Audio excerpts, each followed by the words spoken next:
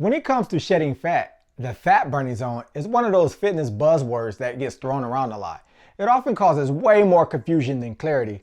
Many believe it's the secret sauce to melting away body fat, but the truth is way more nuanced than that.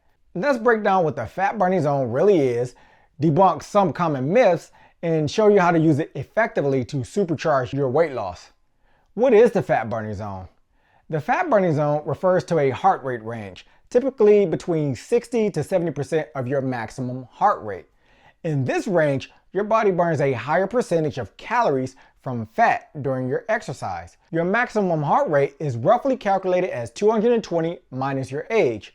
So for a 30-year-old, that's about 190 beats per minute, making the fat burning zone around 114 to 133 beats per minute. Think brisk walking, light jogging, or steady cycling. Activities where you're working hard enough to break a sweat but can still hold a conversation. In this zone, your body relies more on fat stores for fuel compared to higher intensity workouts.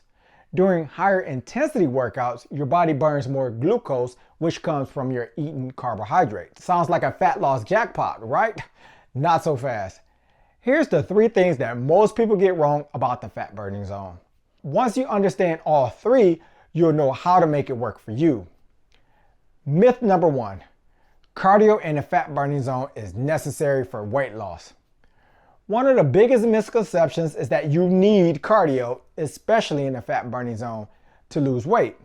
The reality, weight loss boils down to a calorie deficit, burning more calories than you consume. You can achieve this deficit entirely through diet by eating fewer calories, whether that's cutting portion sizes or choosing lower calorie foods. Cardio, including in the fat burning zone, is just a tool to increase the calories that you burn. Putting cardio's health benefits aside, adding cardio just makes it easier to hit your calorie deficit without slashing your food intake too much. For example, you can skip a 300 calorie snack to create a 300 calorie deficit, or you can jog for 30 minutes to burn the same 300 calories to create your deficit. If your cardio is done in the fat burning zone, yes, the calories that you burn will come mostly from fat. But it still won't help you lose weight if your body is not in a calorie deficit. Regardless, you can still skip cardio to lose weight. As long as you're in a calorie deficit, all else being equal, your body will still eventually burn through your stored fat. It'll just do it at a slower pace than when you add cardio. Myth number 2, the fat burning zone always means more fat loss. Here's where things get tricky. Again, yes, in the fat burning zone, a higher percentage of the calories that you burn during exercise comes from fat. But burning a higher percentage of fat doesn't guarantee more overall fat loss. Why? Because weight loss depends on your total calorie deficit, not just the type of fuel that you're burning during a workout. For example, 30 minutes in the fat burning zone might burn 200 calories with 70% or 140 calories coming from fat, but compare that to a high intensity workout not in the fat burning zone that burns 400 calories. In this case, let's say only 40% or 160 calories of those 400 calories burned is from fat. The result? The high intensity session burns more fat in absolute terms and contributes more to your calorie deficit, which is ultimately what drives your weight loss. If you're not in a calorie deficit, you can spend hours in the fat burning zone and still not lose weight. Why? Because you'll still be eating more calories than you burn. The fat burning zone helps, but it's not a magic bullet. Calories in versus calories out, or your calorie deficit, is the real driver. Myth number 3, the fat burning zone is useless without a calorie deficit. To really supercharge your weight loss, what you do is you combine the fat burning zone with the calorie deficit, if this is something that you want to do. When you're eating fewer calories than you burn, your body already taps into stored fat for energy. Adding cardio in a fat burning zone amplifies this by adding extra calories while you're working out. For instance, if you're in a 500 calorie daily deficit through diet, you can add a 30-minute session in the fat burning zone.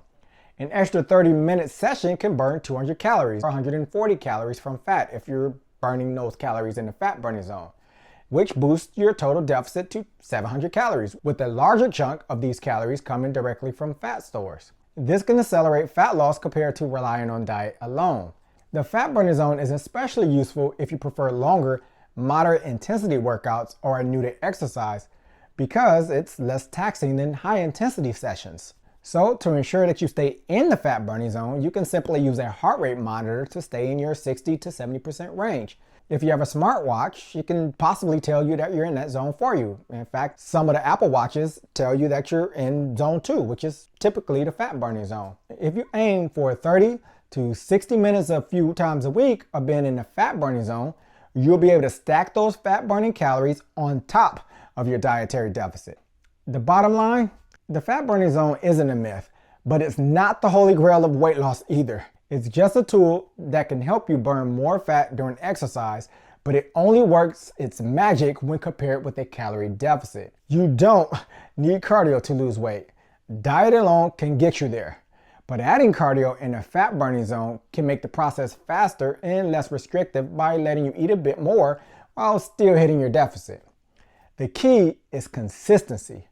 Find a balance of diet and exercise, if you choose to include it, that you can stick with long term. During my body transformation from 27% body fat to sub 10% body fat, I didn't once stress over whether or not I was in a fat burning zone. As I discuss in my book and my body transformation program, Build Muscle Get Lean, the only 2 rules you need to build a leaner, more muscular body, it's all about keeping things simple and sustainable to achieve your goals. In my program, you don't even have to worry about the fat burning zone. I just have you set a calorie deficit, lift weights to build a more muscular body, and burn a set number of calories to lean out. And do it consistently until you get the results that you want to achieve. If you're interested in learning more about the book or the program, be sure to follow the links in the description of this video below. And until next time, good luck on your own body transformation journey. Peace.